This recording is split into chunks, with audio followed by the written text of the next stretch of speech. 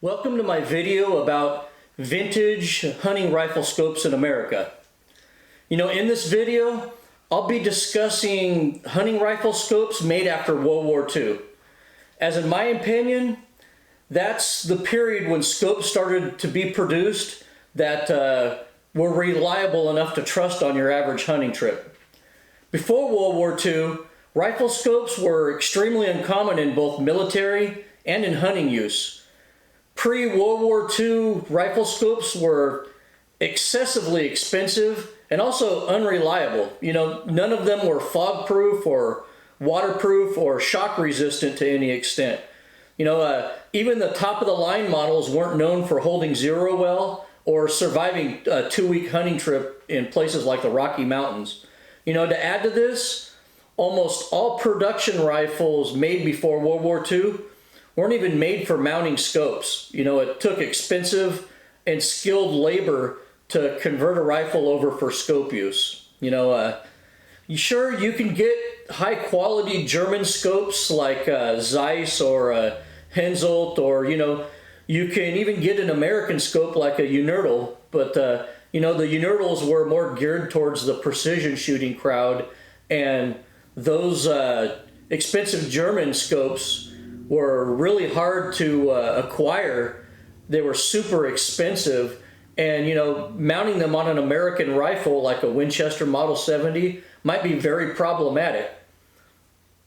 On top of that, those scopes cost the average man over a month in wages, and you could wait a year or more just to get a German scope, but this was all about to change due to American companies like Lupo and Weaver.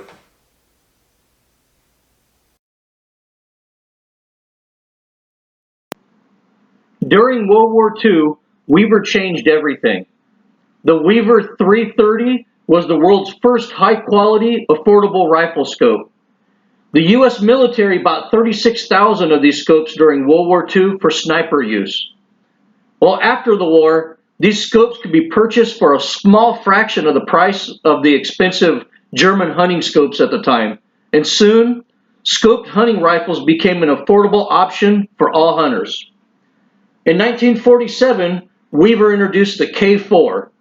The K series of scopes were based off of all the lessons and research that went into the military designs during World War II.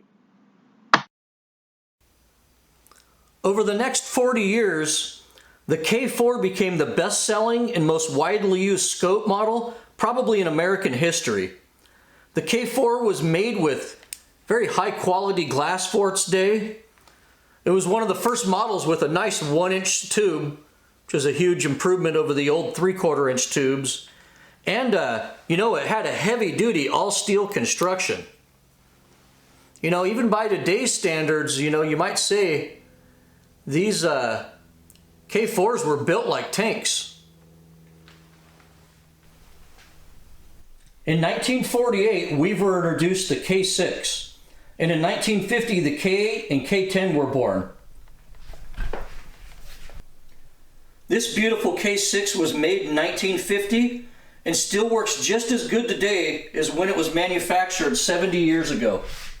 Of course, the fact that it's mounted on this beautiful late 30s Mauser action makes the combination even sexier. But the success of Weaver wasn't only in producing quality products at affordable prices. Weaver was also the most innovative scope manufacturer in the world at the time.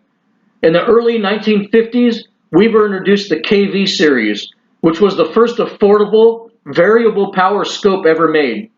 Even though Zeiss made the first production variable power scopes, they were massively expensive and almost impossible to acquire. The Weaver KV scopes were budget priced and had the same quality workmanship and materials that the fixed power K series had. These KV scopes were not variable scopes like what you're used to today. The early variable power scopes only had 2 settings. You couldn't incrementally dial up magnifications. By 1960 though, Weaver innovated again with the V series of scopes, which had the capability to make gradual increases to magnification. But, you know, these old KV scopes for variable power, you know, they were priced right, they were built like tanks, and they were kind of ahead of their time. In 1956, Weaver really crippled the competition when they started making their scopes with a constantly centered reticle, and then began fully sealing and nitrogen charging many of their scopes. Before Weaver did this, all American rifle scopes, for the exception of Lupo, had bad issues with fogging and with water intrusion. After Weaver started making affordable scopes that were shockproof and fog-proof, for the first time in history, hunters finally trusted affordable scopes enough to use them over iron sights. Weaver quickly became the largest scope manufacturer in the world. Well, into the 70s, hunters trusted the tough steel-bodied Weaver scopes over most other brands. You know, Weaver really struggled in the late 1970s, and eventually, you know, they failed when they could no longer compete with the inexpensive but decent quality Japanese imports that were flooding the market. You know, they did make Weaver scopes in Japan for a while, and this is a Japanese Weaver right here, one of the early ones. And you know, when they shut down U.S. production and first started making these Weaver scopes in Japan, you know, the quality was still all right. You know, and they had improvements on them, like the micro track elevation dialing and everything on them. So, you know, these were pretty decent scopes, but unfortunately, as overseas production went on and on, Weaver's quality on their optics got worse and worse. You know, they really went through a phase where they started selling cheap, low quality imported scopes from Asia, and the brand, as far as scopes go, really faded into obscurity. You know, they still continued to make good, high quality scope rings and mounts, but as far as scopes goes, their days were numbered.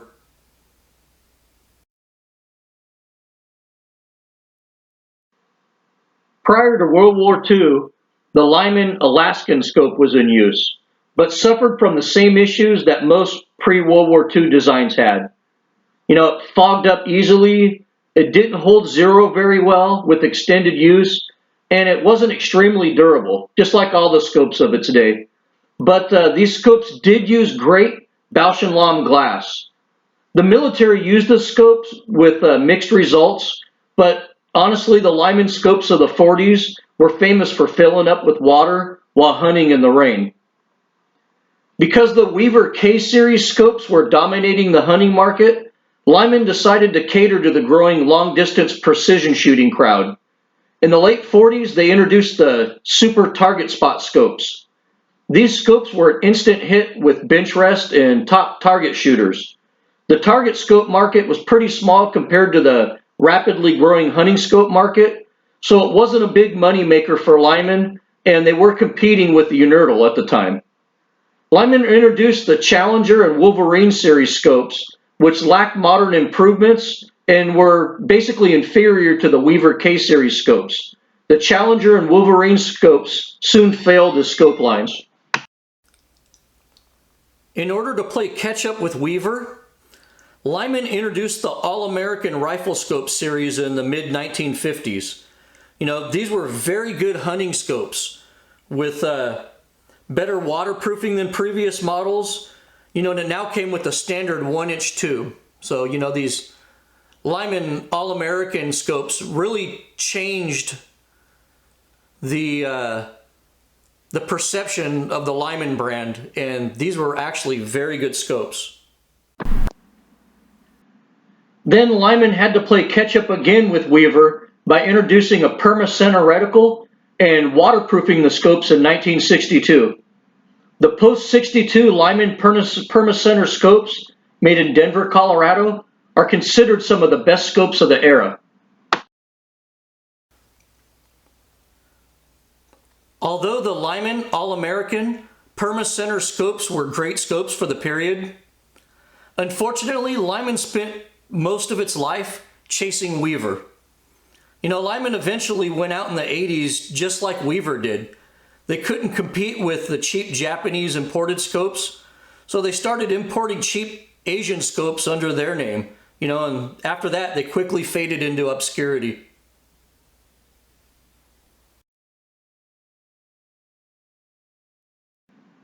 Bausch Lomb introduced their line of hunting rifle scopes in the late 1950s and early 1960s. The quality was amazing, and the glass was really ahead of its time. They introduced several products, including some nice fixed power scopes and a couple of variable power scopes. Even though the quality was really good, the marketing, price point, and execution of the product wasn't so great. These Bausch & Lomb scopes were externally adjustable, meaning they had no internal adjustments. You could see there's no windage or elevation adjustments on this. It's basically, for all intents and purposes, just a telescope that you mount on top of a rifle. You know, basically, you had to buy special mounts that adjusted for windage and elevation. You know, the reason behind this design was that since the scope had no adjustment and was just a straight tube, it could be moved between different rifles without a loss of zero by just dropping the scope and another rifle's zeroed mounts. You know, but in the real world, hunters didn't like the design at all. And, you know, the Bausch & Lomb scope was much harder to zero, and hunters really had little interest in moving their scopes between different rifles. You know, even though most hunters didn't like the design, Bausch & Lomb totally ignored them and insisted on making all their scopes like this for the next 11 years. And to add to this, Bausch & Lomb scopes were priced much higher than other quality American-made scopes on the market. In 1968, Bausch & Lomb, which merged with Bushnell by that time, finally decided to make an internally adjustable scope known as the B series. But these scopes were now made in Japan, and the market was already being flooded with scopes from Japan. These B series internally adjustable scopes were a good product, but really were too little too late. Eventually, Bausch & Lomb scopes became the Bushnell Elite series scopes.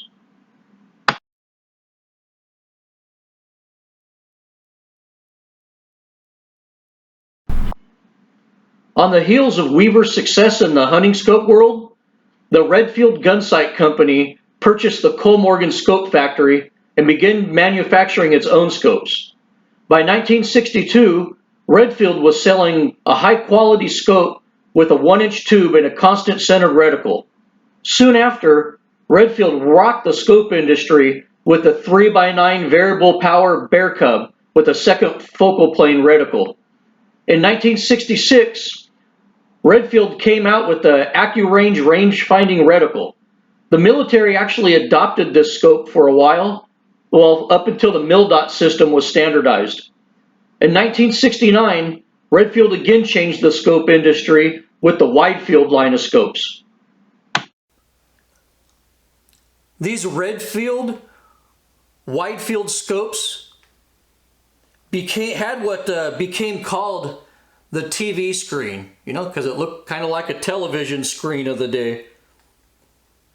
You know, hype aside, these TV screen scopes, the design actually does create a wider field of view.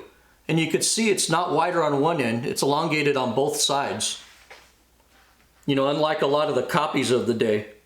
You know, but this design did create a wider field of view and allowed the scope to be mounted lower on the rifle. You know, both of which are really positive attributes.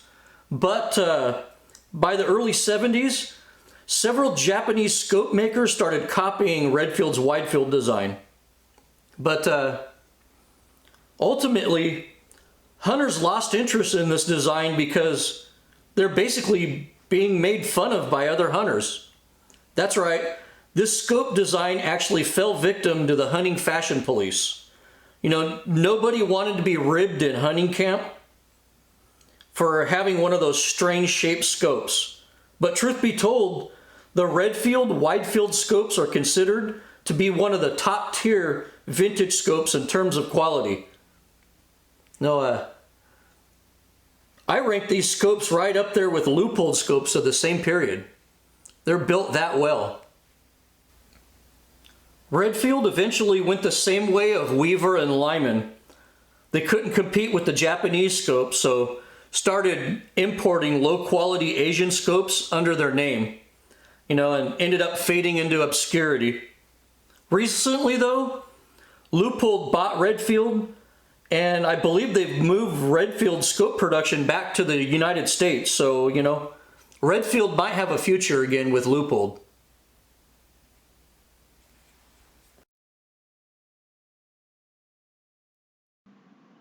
The Leupold family had been in the optics and precision instrumentation business for quite some time. As a matter of fact, they become quite famous for their precision instrumentation that operates well in wet, foggy conditions. A lot of their survey equipment was built to operate in the Pacific Northwest where it's always wet. Well, as rumor has it, Marcus Leupold was deer hunting in the 1940s and missed a nice black-tailed buck when his Lyman scope kept fogging up and he could no longer see through it. Marcus left that hunt furious and insisted that he could build a better scope. Well, he did just that. By 1947, Leupold was building the first American-made fog-proof and waterproof hunting scope. In 1959, Leupold made its first variable power scope, the Vari-X, which had better optics than other variable power scopes of the period. In the early 60s, Leupold catapulted itself to the top tier of American rifle scope manufacturers. First, they created the duplex reticle, and to this day, 95% of hunters use this reticle. It's the most widely used and copied reticle of all time. As a matter of fact, all of my regularly used hunting rifles use this reticle. Secondly, Leupold became the gold standard for quality and service with their new line of gold ring scopes. Even today, you could send in your golden ring scope from 1964 and Leupold will warranty it. With Leupold's new warranty, they really upped their game in the quality department to ensure that they wouldn't lose money with their crazy-ass warranty. Remember, in the early 60s, lots of hunters still didn't trust scopes, and Leupold changed that. And lastly, Leupold's M8 series of scopes became the benchmark the world over for toughness and durability. Big name hunters who traveled to Africa with heavy recoiling 416 Rigby's and 458 Magnums would trust no other scope but the Leupold M8. These things were built like tanks with really fantastic glass for the period. Many consider the M8 to be the best vintage scope ever made. Basically, in the 60s and 70s, the Weaver was considered the working man's scope.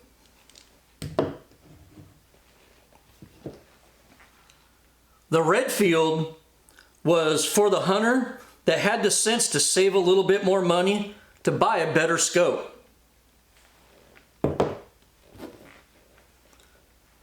And the Leupold was for the distinguished hunter.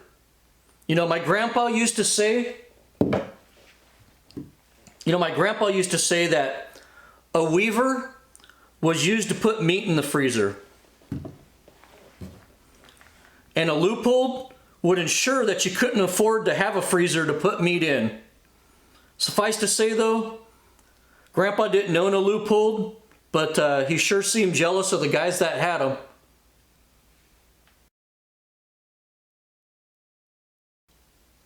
Now that we covered the common American-made vintage scopes, I should probably discuss a trend in rifle scopes that occurred in the late 60s and early 70s that forever changed the scope industry, and to a large extent, probably killed the American scope industry, and that's the influx of cheap Japanese scopes.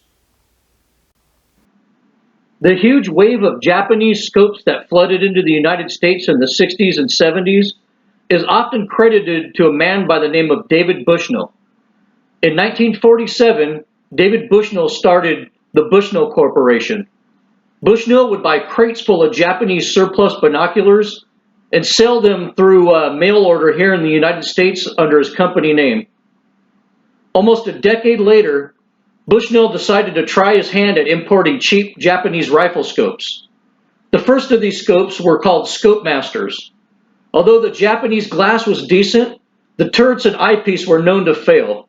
They didn't sell exceptionally well because America really wasn't ready for a low-quality scope yet, and the sting of war with Japan was still fresh in the minds of many Americans. Years later, quality was improved slightly with the Scope Chief line of scopes, and those started selling, especially for a cheap scope to mount on a .22 rifle. In the late 60s, the Scope Chief 2 was released, with improvements over the first model, but many hunters still hated the new command post reticle. Bushnell finally became a really serious player in the scope industry in the 1970s. You know, the economic downturn of the 70s really put a financial crunch on people, and everyone wanted a cheaper alternative to everything in life. You know, even when it came to scopes. And American scope manufacturers just couldn't compete with the Japanese import prices. Also, Bushnell merged with Bausch Lomb, and Bushnell scopes of the 70s era had really high quality Bausch Lomb glass. You know, and were manufactured to better standards than the older Bushnell scopes. You know, even the Bushnell scope rings of the era, you know, you can see right there. These are made by Bausch Lomb, even though they have the Bushnell name. But, you know, these Bushnell scope chiefs of the 70s were probably the best value of any rifle scope of that era. You know, they had great glass, and they were half the price of a Redfield. You know, out of all the Japanese scopes that flooded the market in the 70s and 80s era, Bushnell was probably the best. You know, eventually, Bushnell sold to huge conglomerates like Vista, which I think currently owns them, and started making all of their hunting scopes in China with bad quality and compromised service. You know, today, Bushnell's just a faint shadow of its former self.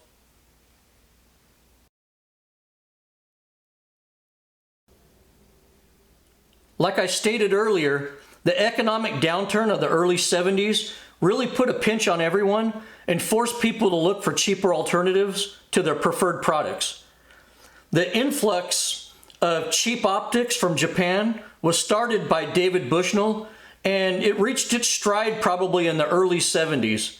You know, popular brands like Bushnell were just flying off the shelves at gun stores. You know, even places like Sears and Kmart and your most popular sporting goods stores, you know, most of them had their own brands of in-house Japanese scopes. What David Bushnell did for Japanese scopes in America, a man by the name of Malcolm Fuller did for the rest of the world. In the late 50s, Fuller followed Bushnell's lead and started exporting cheap Japanese scopes to Europe, Africa, and Australia. No, the scopes came to be known as nickel sterling. You know, they're decent scopes, about on par with the Bushnell scopes of the same era. But these were very popular in Europe and especially places like Australia and New Zealand. During this wave of Japanese imported scopes, Tasco emerged as a low-cost powerhouse in the 1970s. You know, the Japanese Tascos got better on up to about 1980. You know, I believe these scopes were made by the Hakko factory which is the same factory that makes Night Force scopes today. You know, these Japanese Tascos actually had fantastic glass and great fit and finish. Then in the 80s, they decided to get even cheaper and started making their scopes in Korea, Taiwan, and eventually China. When production of Tasco scopes moved out of Japan, they basically became super low quality throwaway scopes. You know, for the last 35 years, people equate the name Tasco with junk, but that wasn't always the case. After Tasco took a dive in the 1980s, Nikon emerged as the prominent Japanese scope brand. Nikon had super impressive glass, was built to very high quality standards, and was offered at a decent price point. Within just a few years, Nikon was competing directly with Lupo. Eventually, though, Nikon would shoot itself in the foot by moving most of its production to the Philippines. Also, don't think that all of the Japanese scopes being imported into the United States in the 70s and 80s were of good quality. That wasn't the case. In fact, some Japanese scopes had horrible reputations. You know, scopes like Glenfield, I believe these were imported by Marlin, and brands like Armsport and Simmons were not held in very high regard at all. And you know, even though they were made in Japan, they were considered to be very low-tier scopes, even in their day. But, you know, with the huge influx of Japanese scopes, it didn't take long for American rifle scope manufacturers to either go out of business or start producing products overseas themselves. You know, like Weaver did. But, you know, some companies moved everything overseas, and quality and customer service eventually suffered, and they completely went out of the scope business. You know, other companies like Lupo, you know, decided to continue making their top tier scopes here in the United States, but also offer cheaper alternative scope lines made overseas. You know, that Lupo business model turned out to be a complete success. And they're the only old school American scope manufacturer to survive into the present with the reputation and finances still intact.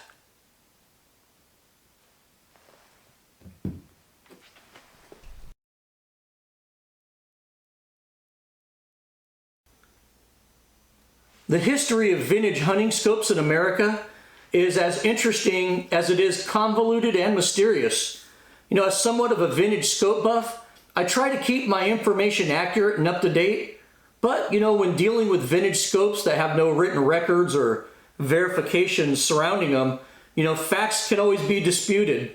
You know, one thing is certain though, the history of vintage rifle scopes in America is also a lesson in economics. You know, companies that let quality and service suffer badly in a quest to become the low-cost producer, you know, they don't survive. And by contrast, companies that fail to meet a price point that the customers are willing to pay will also fail. And companies that fail to innovate or provide products that the customers want will also fail. You know, I really do love to use and hunt with some of these fine vintage hunting scopes occasionally. But let's keep it real here. Even the finest vintage Leupold or Redfield scope of the 50s, 60s, or 70s doesn't even come close to the quality of glass and coating that scope manufacturers are using today. You know, my new Swaros or my Leupold VX HD scopes, you know, are unimaginably better than any vintage scope ever made. So, you know, don't let your sense of nostalgia override your sense of reality. A good modern scope is of superior quality, optic clarity, and construction in comparison to a good vintage scope. Also, many of these old scopes have worn components, scratched or degraded glass, degraded coatings, rotted out seals, so these older scopes are very prone to fail in the field if you use them. Even though many of these vintage scopes are built to craftsmanship standards that are pretty much lost in today's world, they still weren't made to last forever. The fact that people got over 50 years of use out of some of these scopes is pretty amazing in its own right. Before making this video, I hadn't seen some of these scopes in decades, and somewhere around here I have another box of scopes like this. So for me, it was a lot of fun making this video and bringing some of my vintage scopes out of storage to display for your viewing pleasure. Well, as always, thanks for watching my video and good hunting.